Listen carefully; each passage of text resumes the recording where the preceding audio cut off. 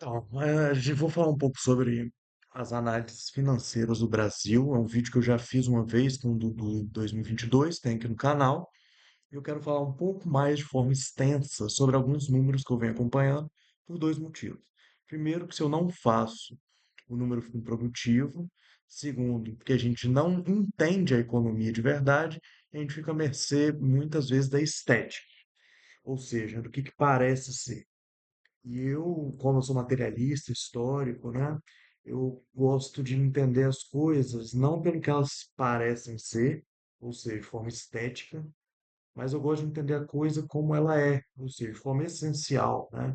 E como que a gente vai entender qual é a essência da economia, né? A essência da economia é a matéria, a produção é o dinheiro, né? Então, eu quero ver um pouquinho sobre esses indicadores, porque eu acho que são esses indicadores que vão falar para a gente como que a economia está, beleza? E é até interessante que em alguns momentos eu vou comentar algumas coisas na mídia, como que a coisa aparece, ou seja, a forma cosmética dela, né? Como que ele é enfeitado para parecer bonito e etc, ou parecer feio, né? Mas muitas vezes a gente estudando economia, a gente percebe que há muitas coisas que parecem não são, ok? Brasil 2024, uma análise dos indicadores financeiros de um país. A minha ideia é fazer 5 vídeos, tá? E o primeiro vai ser esse, vai ser sobre PIB, tá? Mas então eu quero falar que minha pesquisa inteira vai dizer sobre o PIB, sobre o IPCA, taxa de desemprego, renda, taxa de inflação e câmbio, beleza? Então esse é só o primeiro que a gente vai falar só sobre PIB. E provavelmente você já viu o tamanho do vídeo. Eu imagino, né, que o vídeo vai ser longo, mas eu vou tentar ser o mais breve que eu consigo, tá? Então tomara que o vídeo seja curto. Como eu estou gravando agora, não sei quanto tempo que o vídeo tem, né? Vamos lá. PIB, né? Produto Interno Bruto. O que que vai ser investigado? Bom, as características do PIB, que é o que se chama de composição do PIB, ou seja, o que que é esse PIB, o que que significa, né? O que que é isso?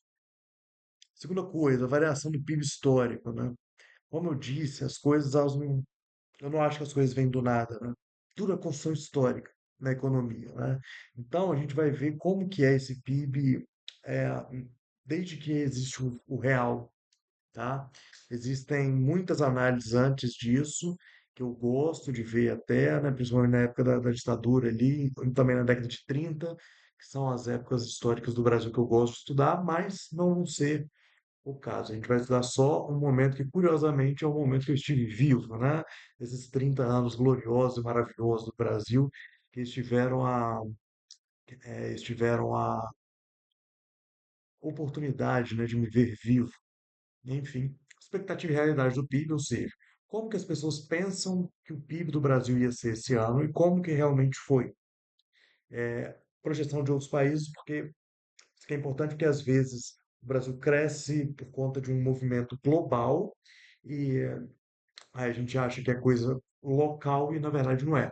Quando a gente for ver sobre câmbio, a gente vai ver uma coisa parecida com isso. Porque curiosamente, desde 95, foi a última vez que o dólar teve tão valorizado no mundo.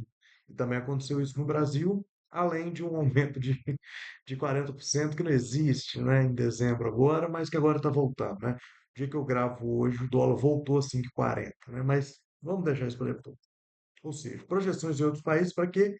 Que é importante comparar para ver se o movimento é local ou global, beleza? E no final, dívida pública, que é a coisa mais polêmica que tem, que é a coisa que mais tem para dizer e é a que eu menos vou falar, tá? Depois eu explico por quê também. Vamos começar então. Bruto, PIB, né? Produto Interno Bruto, né? Aqui eu coloquei os valores, tá? Eu não sei se a seta tá dando para ver. Eu vou tentar também riscar algumas coisinhas aqui, né? Mas enfim, né? O PIB, o ano do PIB foi o de 2023, né? Foi de 10,9 trilhões e aqui eu coloquei que o de 2024 foi de 11,6 trilhões, né? Eu coloquei bilhões, mas está errado. É trilhões, né? Ou seja, mais um crescimento aí, né?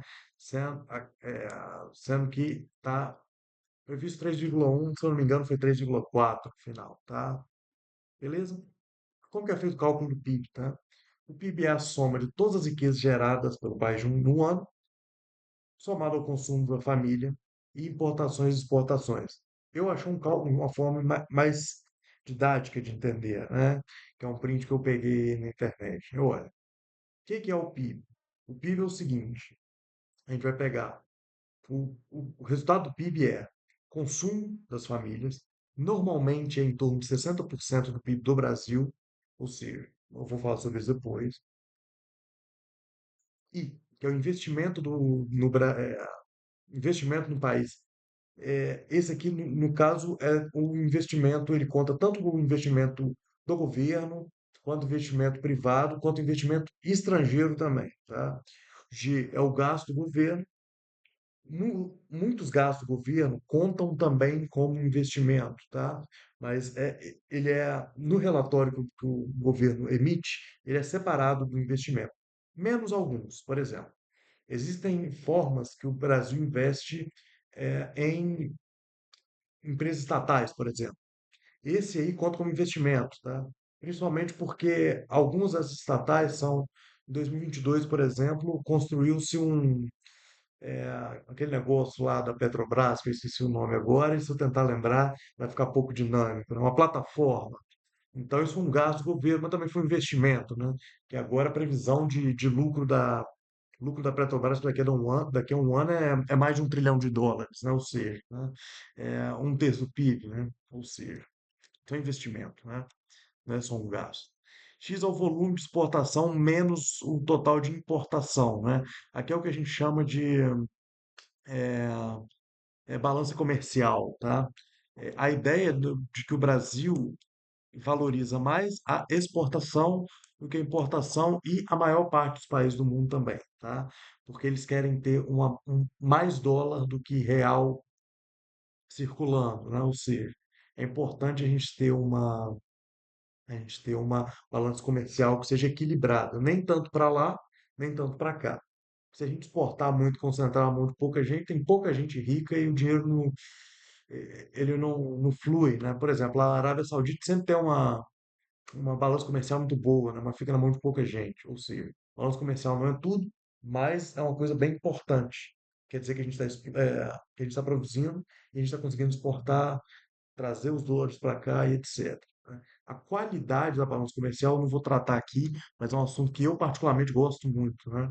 Eu lembro de um exemplo, só para ficar um pouco, né? Só para passar por isso aqui, eu lembro de um exemplo muito interessante é que 22 aviões que foram vendidos nos Estados Unidos é o mesmo tanto que o Brasil vendeu de soja durante 3 anos, ou seja, a venda é muito menor, né, em relação à quantidade e tal, do que o produto, quando se vende o produto primário, né? Ou seja, a ideia de que quando uma indústria tem um avanço tecnológico, né, e consegue complexificar a indústria, ela consegue também gerar mais valor em cima daquilo, então do que, por exemplo, os produtos primários, que tem muita concentração de renda, emprega pouco, emprega mal, e além disso também o espaço que se usa é muito grande, né?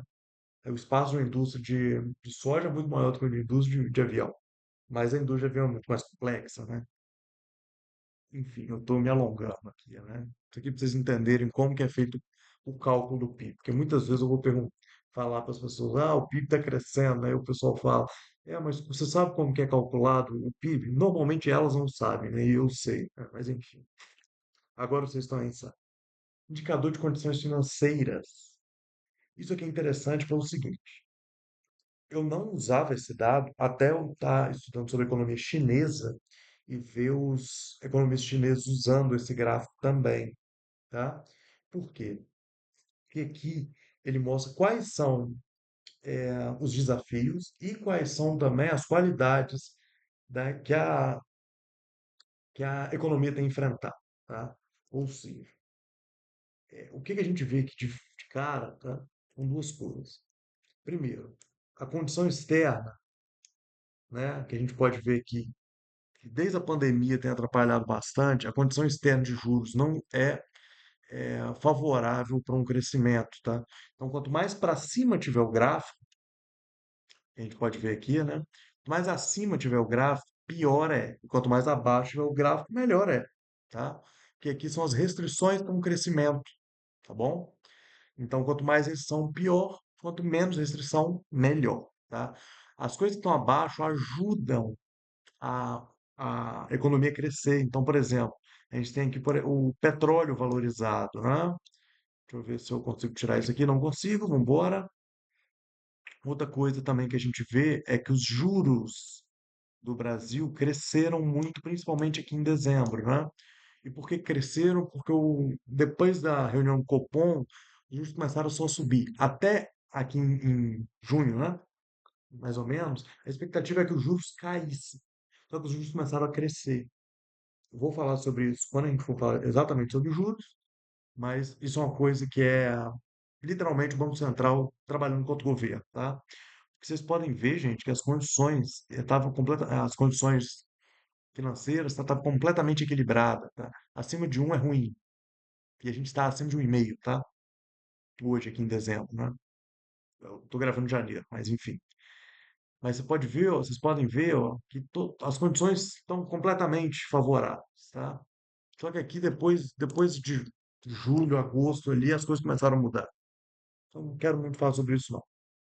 Eu quero só dizer como que, segundo esses gráficos, tá? É, o Brasil estava equilibrado. É isso que eu quis mostrar aqui no final das contas, tá bom? E alguma coisa aconteceu em dezembro que isso mudou, tá? Vamos ver agora as características do PIB brasileiro. E isso aqui é uma coisa muito interessante, tá? Porque aqui é o dado de 2022, e 2023, 2024 seguiu-se isso aí, tá? Serviços, eles normalmente vão significar em torno de 60% do PIB brasileiro. Então, o agro e a indústria produzem, os serviços eles vão ser a coisa que realmente dá volume para a economia, né? Então, são os gastos ali com coisas do dia a dia e tal, as lojas, etc. Acho que fica muito claro o que que são os serviços, né?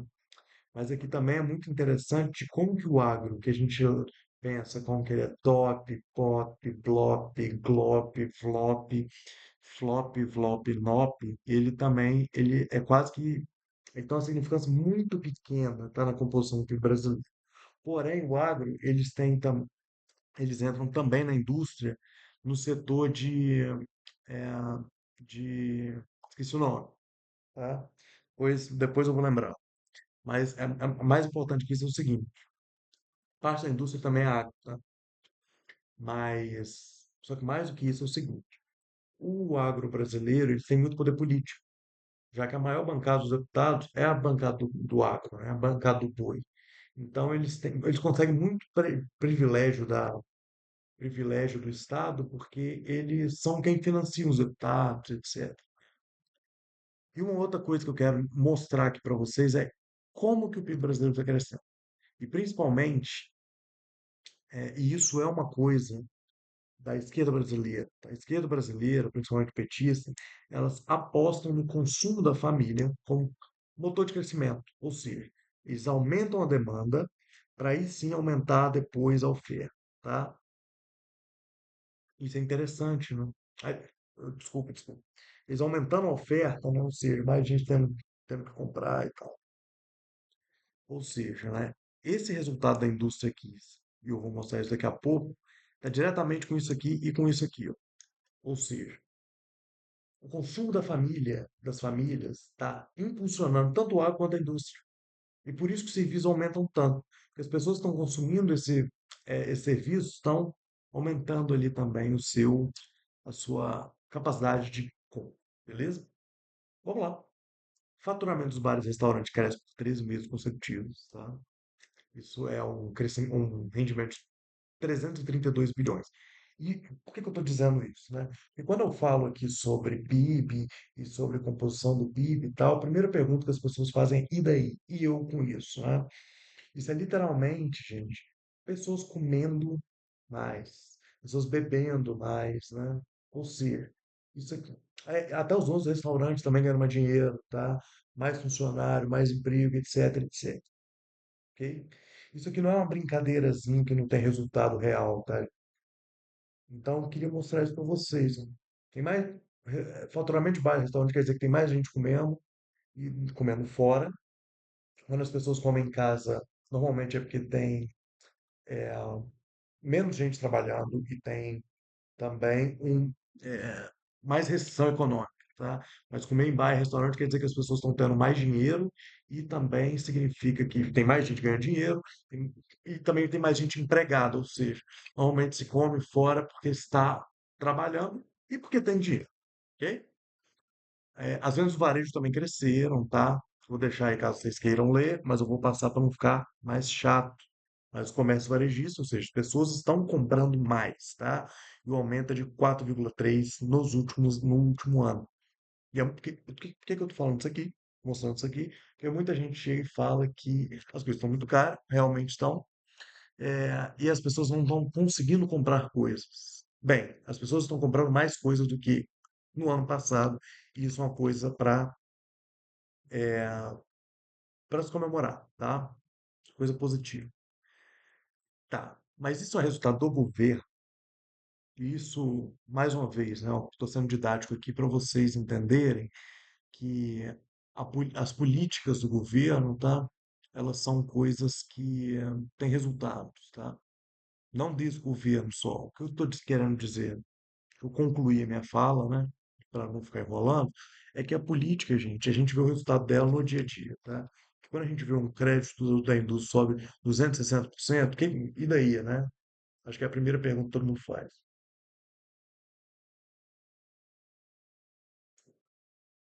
Isso aqui é literalmente, né, a forma, né, keynesiana, tá? Do governo como motor de desenvolvimento de um estado. Não existe em nenhum lugar do mundo na história a comunidade privada, tá? Dá crédito à indústria.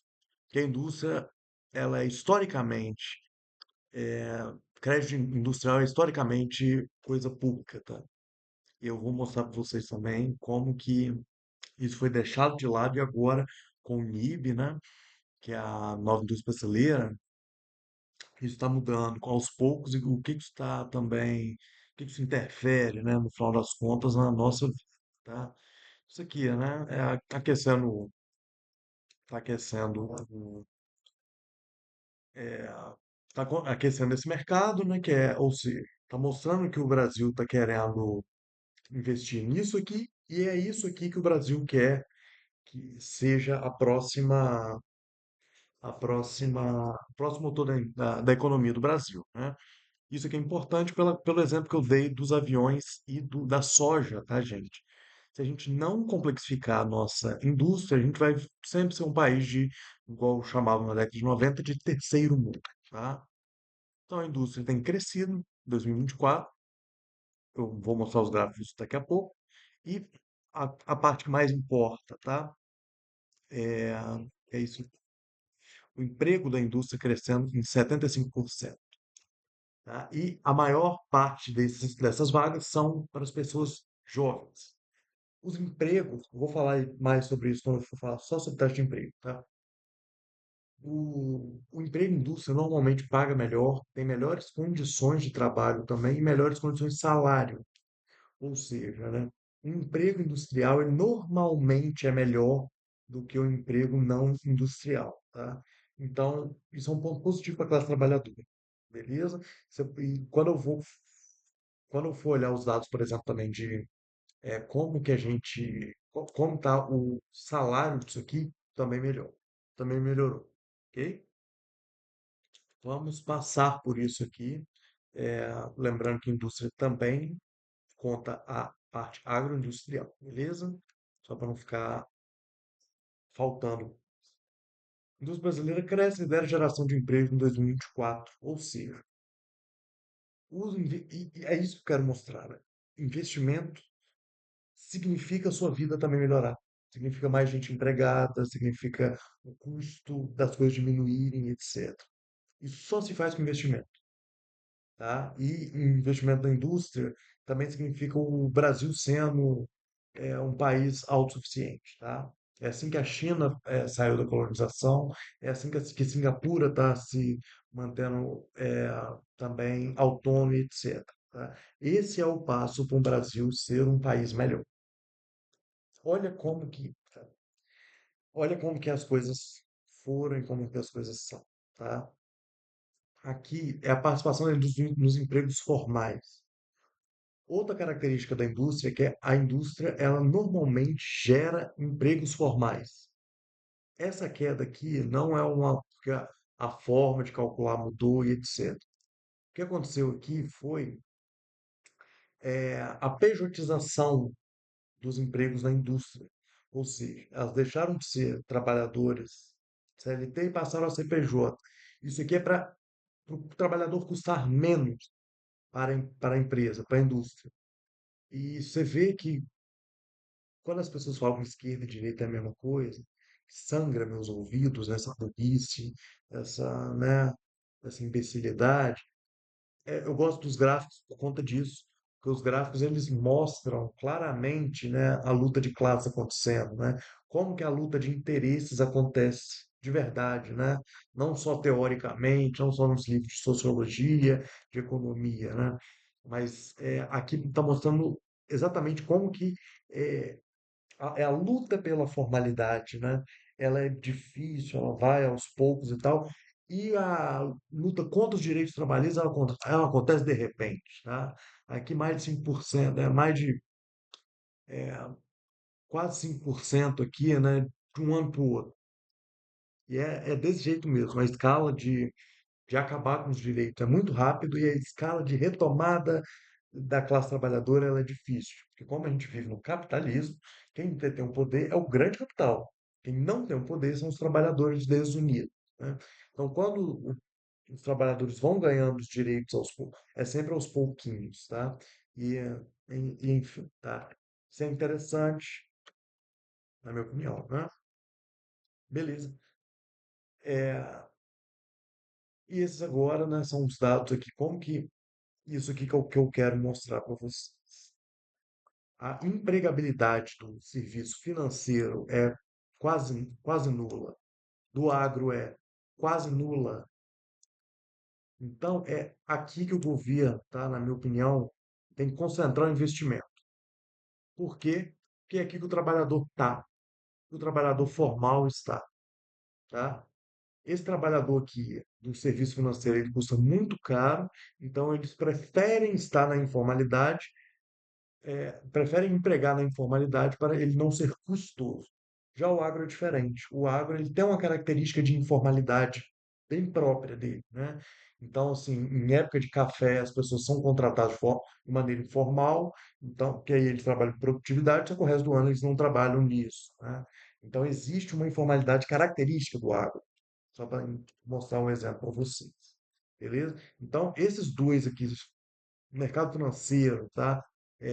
Serviço financeiro de forma geral, ele que é muito pejotizado, e o agro, que é muito informalidade mesmo, né? É aquele negócio que nem tem vínculo nenhum, eles empregam muito pouco. Então, é melhor, né? Se empregue mais, né? Por isso que a indústria, o setor do comércio e o serviço de forma geral tem que ser, né, um investimento primário quando a gente se pensa em macroeconomia, por favor. Beleza? Aqui tem um dado que é interessante, tá? Que a produtividade tem caído, mas a rentabilidade tem aumentado. Isso aqui quer dizer que a complexidade da indústria está aumentando, tá? E aumenta. Isso aqui tem muito a ver com o investimento que eu falei lá atrás, tá? Quer dizer que a gente tem produzido coisas mais complexas, tem gerado um valor maior do que simplesmente produzir em quantidade, tá? Isso é uma coisa extremamente positiva e você vê como que principalmente uma coisa do agro que não consegue produzir uma coisa tão rentável, né?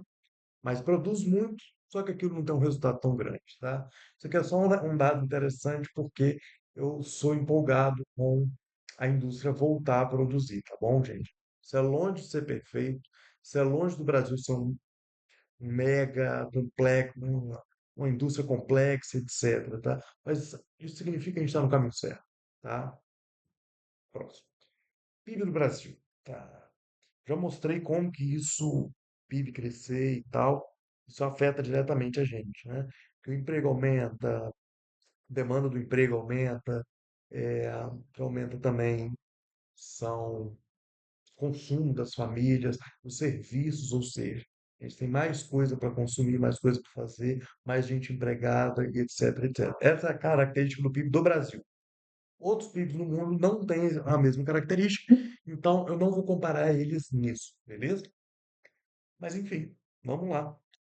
Eu recentemente falei que a direita ela tem que ficar caladinha quando se fala de macroeconomia no Brasil. Calada. Tem que calar a boca e aprender com a esquerda, tá? Porque simplesmente é só a gente olhar aqui, né, os resultados, tá? O resultado da direita, tá? E aqui é um negócio que eu desde 2015, 2016, tá? São dados simplesmente de uma crise política, tá? Mas enfim, vamos até colocar isso aqui. Da mesma forma que eu desconsidero muita coisa aqui da pandemia, né? A gente tem que desconsiderar também essa crise política, tá? Não desconsiderar, né? Mas levar, pelo contrário, levar em consideração, tá? Mas entender que isso aí são margens que existem por conta de uma crise. A mesma coisa que aqui aconteceu em 2009, tá? Em 2009 o Brasil não cresceu, ele ficou estagnado. Só que vinha de uma crise, da crise de 2008, ali do crash da bolsa, da crise financeira que os Estados Unidos viveu, e que a maior parte dos países caiu e o Brasil conseguiu ficar elas por elas, né? Ou seja, isso aqui é uma grande conquista da economia brasileira, beleza? Ou seja, a gente vê aqui que os crescimentos nos governos de direita são ridículos, são pífios, tá? E aqui eu quero colocar os números ano a ano, tá? Aqui o Brasil estava crescendo 4, 2, 3, aí aqui vem a crise, né? Menos 3, aqui o Temer entra, 1, 1,8, 1,2, menos 3, aí aqui pandemia, né? Aí aqui tem a recuperação, então é como se o Brasil tivesse crescido 1,8 também, e 3, ok. Esse 3 aí depois eu falo sobre isso, tá? A média do Lula atualmente tem sido 3, ou seja, o dobro que foi nos governos. Opa, mantém. Ai, opa, Temer e Bolsonaro, tá? Só para mencionar. Isso é uma coisa interessante, tá? Porque a gente viu que o Brasil, aqui, ó, logo no começo, o Brasil cresceu 3,1, na verdade 3,5, tá? Eu quero mostrar para vocês aqui qual foi a expectativa do PIB no Brasil. A expectativa do FMI foi de 1,5, do OCDE 1,8, sei lá o que são esses outros aqui. Ou seja, eles erraram pela metade. O FMI até errou menos, tá? Ou seja, estavam projetando um crescimento 50% menor do que foi. O interessante disso aqui é o seguinte, tá? O PIB da Argentina aqui que está 2,8. Opa, cadê minha caneta? 2,8 e aqui está menos 1,2, foi de menos 2,8. Ou seja, o FMI errou por 100%, o CDE errou por 50%. Tá? Ou seja, foi o contrário, literalmente o contrário, e da OCDE, o que o OCDE errou para menos no Brasil, eles também erraram para menos na Argentina, tá? Deixa eu explicar uma coisa para vocês. Na maior parte disso aqui, eles erraram para cima. Em dois casos especiais aqui, eles erraram para baixo: China e Brasil. A China cresceu mais de 5% e o Brasil cresceu mais de 3%, 3,5%, né? Ou seja, né, quando a gente vai falar do Japão, cresceu menos que 1%. Itália, menos de 1%. Espera aí que eu tenho essas notas aqui, deixa eu ver se eu acho. É, cadê? Cadê? Cadê? Cadê minhas notas? Isso é essa aqui é a parte que se eu, aqui as notas. Eu anotei, tá? O Japão cresceu 0,3, a Alemanha menos 0,2, e aqui a expectativa era de 1,7. Argentina, menos 2,1, corrigindo, né? Itália, 0,5, expectativa 1,7. Espanha, 3,3, o duo, tá? México, acertaram, 2,3, tá? Mas eu estou trazendo isso aqui só para entender uma coisa, tá? Essas expectativas do Fundo Monetário Internacional, do OCDE, etc., não são só expectativa técnica, etc., de análise de técnico, de economia e tal. Isso aqui é inteiramente ideológico, tá? Eles acham que a economia tem que funcionar e funciona de um jeito, etc. Só que a realidade mostra que eles estão errados e ponto final. Eu não vou ficar discutindo ideologia aqui. Eu trouxe isso aqui pelo seguinte: expectativa do mercado, expectativa do Fundo Monetário Internacional não é igual à realidade. Eles têm dinheiro suficiente para transformar a expectativa deles em realidade. A gente mostra, a realidade impõe a força, tá? A realidade mostra que essas expectativas, tá, são inteiramente falsas. Então, quando a gente vê que a expectativa do mercado é para crescer tanto, a expectativa do FMI é de tanto, etc., o Banco Mundial é tanto e tal, isso não quer dizer nada, porque a realidade é completamente diferente. Ok? Isso aqui eu estou provando para vocês como que, em números, né? Como que essa minha ideia é real, é verdadeira. Eu não gosto de usar PIB per capita, tá? Não gosto de usar nas minhas análises. Mas eu acho que faz parte quando se fala sobre PIB per capita, né, sobre crescimento em PIB, acho que faz parte falar de PIB per capita, então, só para não ficar incompleto, eu vou passar bem rápido, tá? Quando no mundo inteiro, quando no mundo inteiro o PIB per capita estava subindo, tá? Aqui, em torno de 2017, a gente estava enfrentando a direita, né? A classe trabalhadora estava enfrentando a direita. Então, o PIB per capita do Brasil cai, depois do Temer, e enquanto no mundo estava subindo e até se estabilizando, né? Da mesma forma que eu até falei, né, sobre 2019, 2008, né, que a gente vê o resultado aqui em 2009. Isso também é importante para a gente entender sobre a comparação no mundo, tá? O Brasil, durante os governos petistas, ele subiu mais do que o mundo em relação ao PIB per capita, e nos governos de direito caiu enquanto o mundo subiu. Ou seja, né, a realidade ela mostra por si só quem é melhor e quem é pior, beleza? Aqui em números, né? Aqui em 2018, é, estava 14 mil. Oi? Peraí? Isso. 14 mil dólares, tá? E a gente está enfrentando, né, mais uma queda depois de 2021, né? E está tentando voltar aos números que a gente estava aqui nessa época, mais ou menos, beleza? Aqui é um índice, esse aqui é um índice que eu gosto, tá? Que é o índice de paridade de compra. Ou seja, quanto que a gente está conseguindo comprar mais.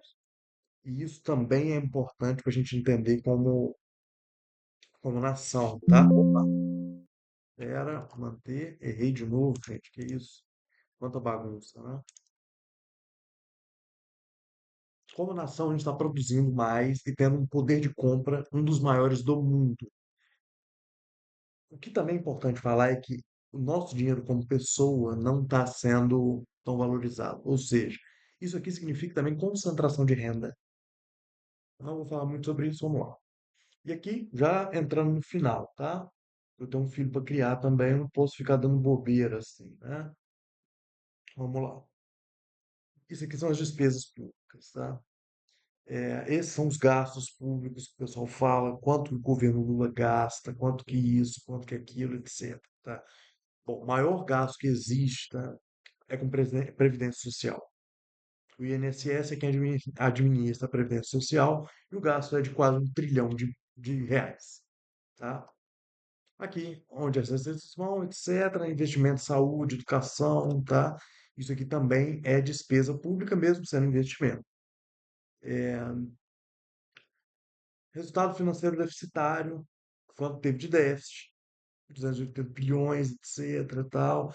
Despesa com benefício, aqui entra crédito, aqui entra a dívida que o governo perdoa, etc.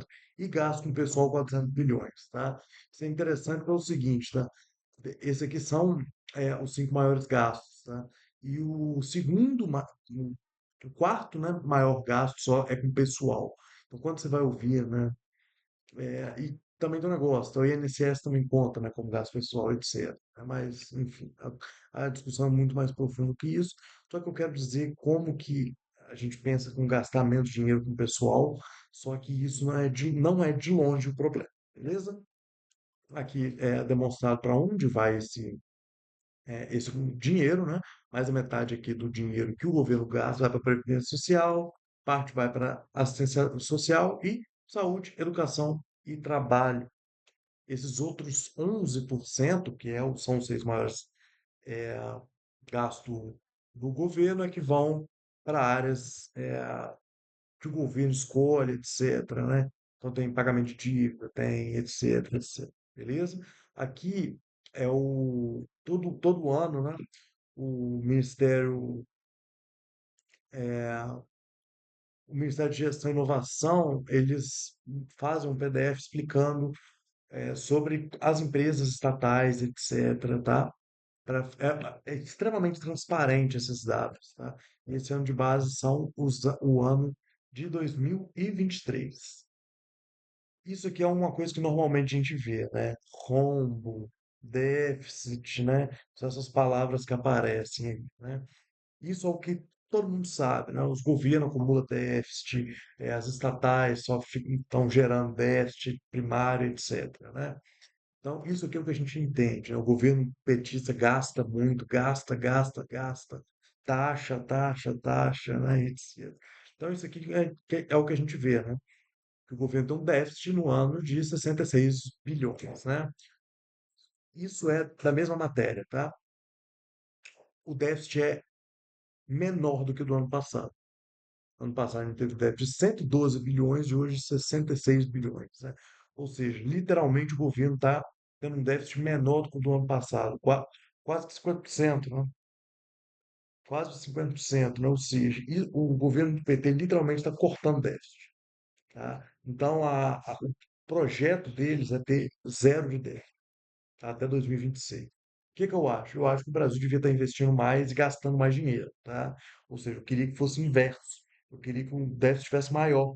Que isso significaria mais gasto com pessoal, mais gasto com investimento, mais gasto com indústria, mais gasto com serviço, etc. Mas não é o que está acontecendo, tá? O governo está querendo equilibrar as contas, pagando, gastando menos. E eu não gosto disso. Eu acho que toda empresa, todo país, para a renda subir, o investimento tem que subir também, tá? Mas não, a forma com que o governo pensa, eu sou contra o que o governo pensa, não acho que é a hora que o Brasil está fazendo déficit zero ou superávit. Eu acho que é o momento de se gastar, principalmente porque a gente está vivendo agora uma guerra tecnológica, aí, principalmente contra os Estados Unidos e China. E isso aqui é uma outra coisa que pouca gente entende, né? É que criou esse mito aí, né, de que a esquerda gasta muito, a esquerda quer mais Estado e a direita menos Estado, né? Olha aqui, ó, o menos Estado da direita, ó. Esse aqui, ó, é o menos Estado da direita, ó. Um déficit de 103 bilhões. Esse aqui, ó, no governo Bolsonaro em 2020, é o menos Estado, um déficit de 700 bilhões de reais, tá? E aqui, ó, é a esquerda, né? Que é estatista, né? Ou seja, gastando menos. Essa aqui, ó, é a esquerda estatista, superávit. Ou seja, né? Quando a gente vai ver os números, gente, toda essa ideologia, toda essa propaganda vagabunda da direita cai. Toda ela. Mas, ô Lucas, e esses 42 bilhões aqui do Bolsonaro? Me explica isso aqui. Como que você está falando que a direita é quem gasta o dinheiro público e a esquerda que leva a fama? Uai, vamos dar uma olhadinha aqui, ó. O governo ele teve que Em 2022, o governo não pagou o que se chama de precatórios, tá? Que é um dinheiro que a gente tem que pagar para pagar dívida, pagar gente, etc. Tá? O que que aconteceu? Em 2023, o governo teve que pagar a dívida do ano anterior, que foi de 80 bilhões. Ou seja, esse valor aqui, na verdade, é de menos 44. Então ele deveria estar aqui, ó, pintado bem de vermelhinho, tá? Isso aqui foi uma manobra, tá? Uma manobra do Bolsonaro. E significa que metade desse valor aqui foi para pagar contas do ano anterior. Não acredite em mim, pesquise, tá? Não acredite em mim. Vê sobre os pecatórios de 2022, tá? Duvido do que eu tô falando. Mas isso aqui, esse dado aqui para mim é importante, tá? Que tem a fonte Tesouro Nacional, é a gente desmistificar algumas coisas. Primeiro, esquerda e direita não é a mesma coisa. Segundo, o PT ele não é esse gastador. Pelo contrário, o PT é o governo que tem responsabilidade fiscal. E isso é bizarro. A direita simplesmente contaminou o debate público, mostrando justamente o contrário do que é a realidade, tá? Os números eles são importantes para mim porque literalmente para entender o que que é real e o que que é fantasia. E a direita, principalmente na economia, ela simplesmente superou toda a capacidade comunicativa da gente falar como que os governos de esquerda são, na verdade, quem sabe lidar com a economia do Brasil e a direita não, tá? A gente pode ver aqui através desses rombos, né? Que é uma palavra que eu não gosto, né? Mas é a palavra que se usa, tá? Então, gente, para a gente entender também que existe uma história aqui, tá? Não tem como simplesmente a esquerda, do nada, a vida do cara que estava piorando, né? A gente vai ver isso conforme. É, o que eu quero, outra coisa que eu quero mostrar. Todos os dados, né, são positivos do governo Lula. Absolutamente todos. Tá? Então não tem como a gente vir dessa realidade aqui e do nada o trabalhador ser simplesmente terem conquistas enormes e tal, tá? Principalmente num governo que é capitalista, né? E que tenta conciliar com o capitalismo, com o capitalista e com o trabalhador, uma coisa que eu não acredito, mas enfim, né? Os resultados são pequenos mesmo, tá? Só que uma coisa eu não acho que se dê para falar, e essa é a minha tese, tá? A economia no governo PT voltou a ser a melhor economia da história do Brasil, da história recente do Brasil. E eu acho que todos os números contribuem para isso, para essa minha tese, e é isso que eu vou provar nessa série de vídeos que eu estou fazendo. Então, aqui, eu mostrei para vocês as características, a composição do PIB, né? Serviços, consumo familiar tem melhorado, a indústria tem melhorado também, o PIB brasileiro, que está subindo em média mais de 3%. Os dos governos do Bolsonaro foi, se eu não me engano, ele estagnou, né? Volta dos -3%, e o do governo Temer tem 1,5%, né, de média. A expectativa e realidade do PIB é completamente falsa, tá? As expectativas são aliadas à ideologia e a realidade brasileira sempre consegue superar as expectativas, tá? Quando se é em governo de esquerda, porque quando é em governo de direita é justamente o contrário. Eu deveria ter colocado isso, esqueci, só peço nisso agora. As projeções de outros países são de que o Brasil tem crescido muito bem, tá? As projeções dos outros países eram positivas e acabaram que a realidade foi negativa, e a expectativa do Brasil era negativo e acabou que isso foi melhor ainda. E a dívida pública, eu desmistifiquei aqui para vocês como o governo, né, de esquerda, do PT, tem a fama de gastador, só que, na verdade, é justamente o contrário. É o governo do PT quem faz responsabilidade fiscal. No próximo aqui eu vou querer falar um pouco mais sobre inflação e juros, tá? Então, sobre o preço das coisas, etc, né? Acho que eu acabei, né, enfim, né? Acho que todo mundo viu aí o que eu fiz de errado aqui nesses indicadores, né? Eu só fui reparar agora, mas é isso. Eu gostei de fazer isso, vou continuar fazendo. Vamos falar um pouco sobre inflação na próxima, então, em julho, beleza? Finalizo aqui, comentem aí, veem o que que eu posso melhorar nos próximos, tá? Eu consegui fazer uma câmerazinha, fazer como se fosse um react. Ainda estou melhorando, espero que tenha ficado legal. Leiam, porque a mente precisa de livros, assim como a espada precisa da pedra para ser bem afiada.